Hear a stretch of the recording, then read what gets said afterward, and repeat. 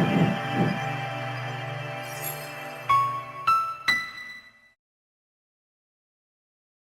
Friends, आज की इस पर्टिकुलर वीडियो में हम लोग बात करने वाले हैं एक रिपोर्ट के बारे में जो जनरेट करी है स्वीडन की कैपिटल स्टॉकहोम के ही एक रिसर्च इंस्टीट्यूट ने, जिसका नाम है सिप्री। तो हम सबसे पहले ये जानते हैं कि ये सिप्री रिसर्च इंस्टीट्यूट करता क्या है। Basically SIPRI stands for Stockholm International Peace Research Institute. तो ये पूरे वर्ल्ड के अंदर जितने भी हमारे कंट्रीज हैं उसका मिलिट्री एक्सपेंडिचर या वो कितने टोटल पूरे वर्ल्ड में कितना मिलिट्री खर्चा होता है, या फिर सारी जितनी भी सेनाएं वो कुल मिला के कितना खर्च करती हैं अपनी आर्मी के ऊपर, तो उसके बारे में आज हम डिस्कस करेंगे। लास्ट ईयर मार्च में ही सिप्री की एक रिपोर्ट आई थी जिसमें उसका कहना था कि इंडिया सेकेंड लार्जेस्ट इंपोर्टर है वेपन्स का, जिसमें कि फर्स्ट नंबर है सऊदी अरेबिया का। अब जो सिप्री की रिपोर्ट आई है उसमें इसने बताया है कि मिलिट्री एक्सपेंडिचर मतलब कौन अपनी सेना पे कितना खर्चा करता है। अगर हम इनके आंकड़ों की बात करें कि कौन अपनी सेना पे कितना खर्च करता है, तो इसमें सबसे पहला नंबर आता है यूएस का, दूसरा नंबर आता है चाइना का, तीसरा नंबर इंडिया का और चौथा नंबर आता है रशिया का। अगर हम इनकी जीडीपी के अकॉर्डिंग बात करें कि ये अपनी जीडीपी का कितना परसेंट खर्च करते हैं अपनी सेना के ऊपर, तो यूएसए अपनी जीडीपी का 3.7% खर्च करता है, वहीं चाइना अपनी जीडीपी का 1.7% खर्च करता है और इंडिया अपनी जीडीपी का 2.9% खर्च करता है। अब आप लोग सोच रहे होंगे कि शायद इन आंकड़ों में कुछ कमी है क्योंकि चाइना 1.7% है और इंडिया वही 2.9% है। ये डिपेंड करता है कि उस देश की जीडीपी कितनी है। तो अब हम पहले जान लेते हैं कि इन्होंने जीडीपी के अकॉर्डिंग तो हमने जान लिया कि ये कितना परसेंट खर्च करते हैं। अब हम जान लेते हैं कि स्पेंडिंग इन बिलियंस में, स्पेंडिंग इन डॉलर्स में कितना इन्होंने खर्च किया है। अब हम बात करें सबसे पहले अगर अमेरिका की, तो अमेरिका ने 732 बिलियन अपनी सेना के ऊपर खर्च करा है। 732 बिलियन, इसका मतलब यह है कि जो उसकी पूरी जीडीपी, पूरी इकोनॉमी का केवल 3.7% है, तो उसकी हम कितनी इकोनॉमिक ग्रोथ है वो हम इससे अंदाजा लगा सकते हैं। वहीं चाइना ने खर्च किया है इसके ऊपर 261 बिलियन डॉलर। तो इसके तो मतलब चाइना की जो 1.7% जीडीपी है वो 261 बिलियन डॉलर है। तो उस हिसाब से अगर हम इसका 50 गुना करते हैं तो उतनी हमें क्या निकल के आ जाएगी, चाइना की टोटल जीडीपी कितनी है। उसके बाद आता है इंडिया का नंबर। इंडिया की अगर हम बिलियन डॉलर्स में बात करें कि इंडिया ने कितना खर्च किया, इंडिया ने किया है 71 बिलियन डॉलर। 71 बिलियन डॉलर मतलब अपनी जीडीपी का 2.9% यानी लगभग 3%। अगर हम इसको कंपेयर करें, यूएस ने जितना खर्च किया है और इंडिया ने कितना खर्च किया है, लगभग यूएस ने 10 गुना 10 टाइम्स ज्यादा अपनी आर्मी के ऊपर खर्च किया है।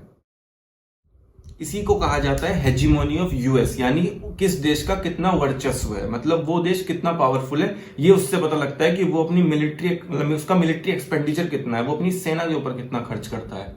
तो पूरे वर्ल्ड का 38% अकेला ही यूएस अपनी सेना के ऊपर खर्च कर देता है। अब हम बात कर लेते हैं एक आईएमएफ की रिपोर्ट के बारे में कि उसका क्या कहना है। IMF stand for international monetary fund. उसका कहना यह है कि जहां पूरी दुनिया के सारे देशों की 4.4% जीडीपी श्रिंक हुई है जस्ट बिकॉज ऑफ कोरोना की वजह से, तो वहीं पे अगर हम मिलिट्री के ऊपर खर्च करें पूरी दुनिया ने अपनी मिलिट्री पे जितना भी खर्च किया सारे देशों को मिला के, तो वहीं वो 2.6% इंक्रीज हुआ है। इसका मतलब यह है कि दुनिया के अंदर जितने भी देश हैं उन्होंने अपनी सेनाओं पर 2.6% ज्यादा खर्च किया है as compare to last year. अगर हम बात करें कि सारे देशों ने मिला के कितना खर्च किया है, तो लगभग 2000 बिलियन का इन्वेस्टमेंट हुआ है अपनी मिलिट्री के ऊपर। जितने भी दुनिया के सारे देश हैं उन्होंने जो अपनी मिलिट्री पे खर्च किया है।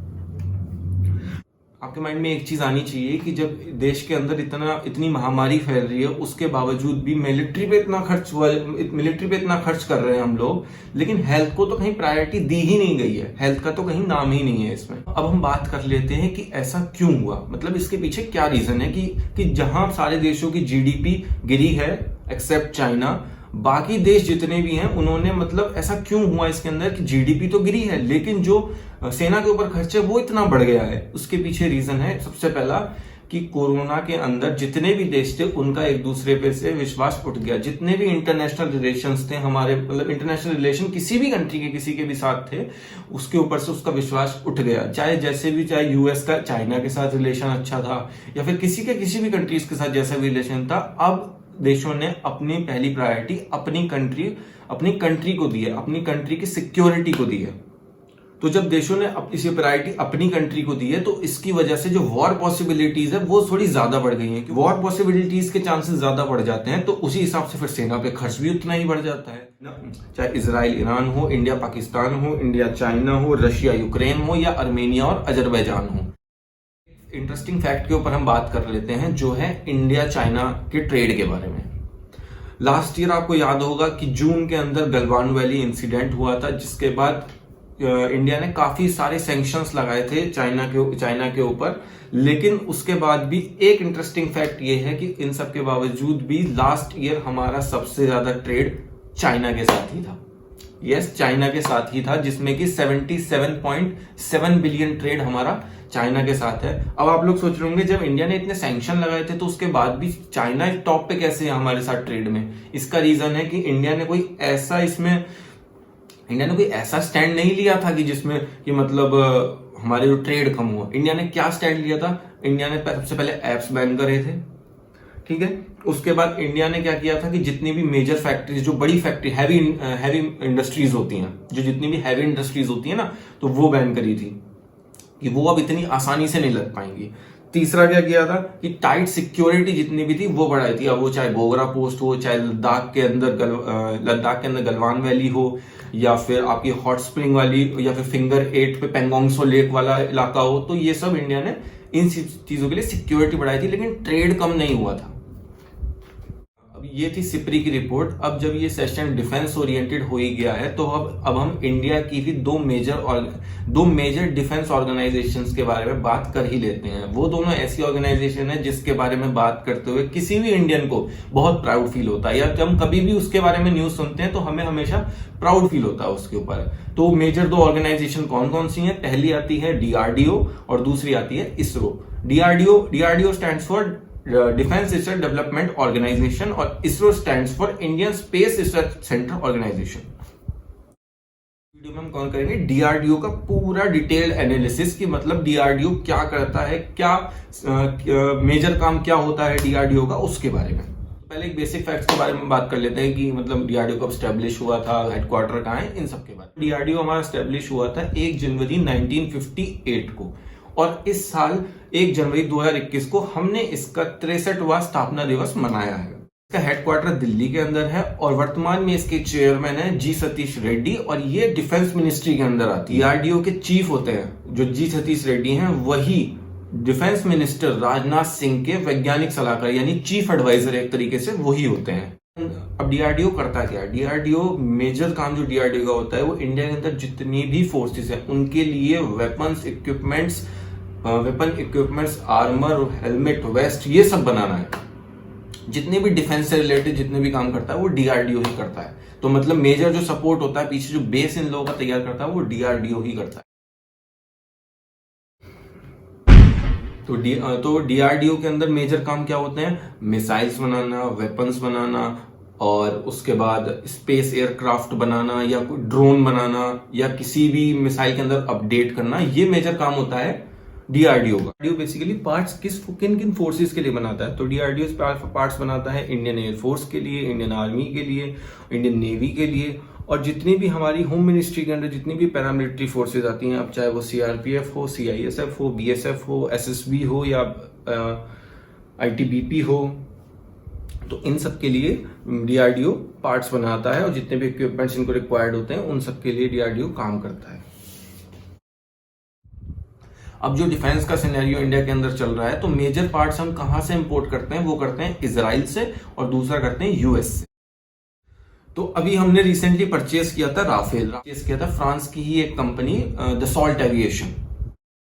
अगर हम डीआरडीओ डिफेंस के अंदर मिसाइल्स की बात करें और इंडिया के मिसाइल मैन का नाम ना लिया जाए तो ऐसा तो हो ही नहीं सकता, जिनका नाम है डॉक्टर अबुल पाकर जलालुद्दीन अब्दुल कलाम, एपीजे अब्दुल कलाम, जिनको मिसाइल मैन भी कहा जाता है। 1982-1983 के अंदर इन्होंने एक प्रोग्राम डेवलप किया था जिसका नाम इन्होंने दिया था integrated guided missile development programme. इसके अंडर 5 मिसाइलें हमारी आती हैं। इन सबको डिस्कस करने से पहले हम बात कर लेते हैं मिसाइल कितने टाइप्स की होती हैं। मिसाइल होती है हमारी 2 तरीके की, जिसमें कि एक आती है हमारी बैलिस्टिक मिसाइल, एक आती है क्रूज मिसाइल। तो बैलिस्टिक मिसाइल क्या होती है? बैलिस्टिक मिसाइल हमारी वो होती है जो सरफेस से एयर को मतलब एक ऐसे एलिप्टिकल शेप में मारने के लिए काम आती है। दूसरी होती है हमारी क्रूज मिसाइल, वो होती है सरफेस टू सरफेस मार करने के लिए।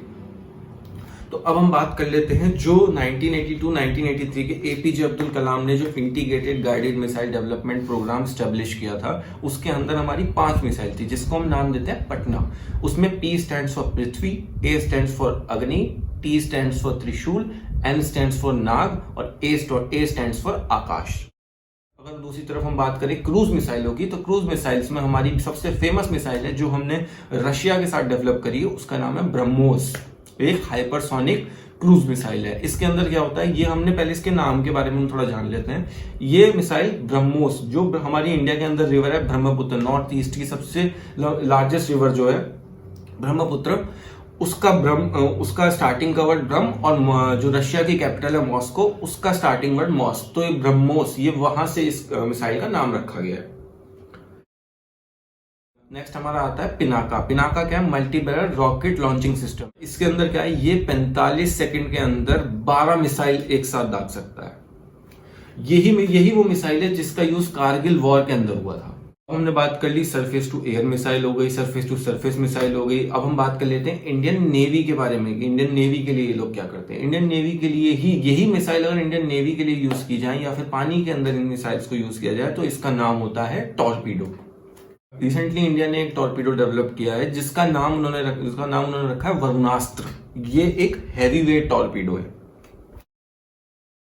डीआरडीओ ने इंडियन नेवी के लिए एक सिस्टम और डेवलप किया है जिसका नाम उन्होंने रखा है मारीच। ये नाम रामायण से लिया गया है और इसमें सिस्टम में क्या है, एक तरह का डिकॉय सिस्टम है जो सामने से आने वाली जो मिसाइल है या जो भी शिप है उसको गुमराह करने के लिए ये मिसाइल डेवलप किया है। बेसिकली ये एक एंटी टॉर्पीडो सिस्टम है। अभी तक के लिए वीडियो में सिर्फ इतना ही। अगर आज के इस सेशन में आपको कुछ भी ऐसी नई बातें सीखने को मिली हैं तो इस वीडियो को लाइक कीजिए, शेयर कीजिए, चैनल को सब्सक्राइब कीजिए और अपनी फैमिली के साथ भी इस पूरी वीडियो को शेयर कीजिएगा। मैं मिलता हूं आपसे नेक्स्ट वीडियो में। जय हिंद।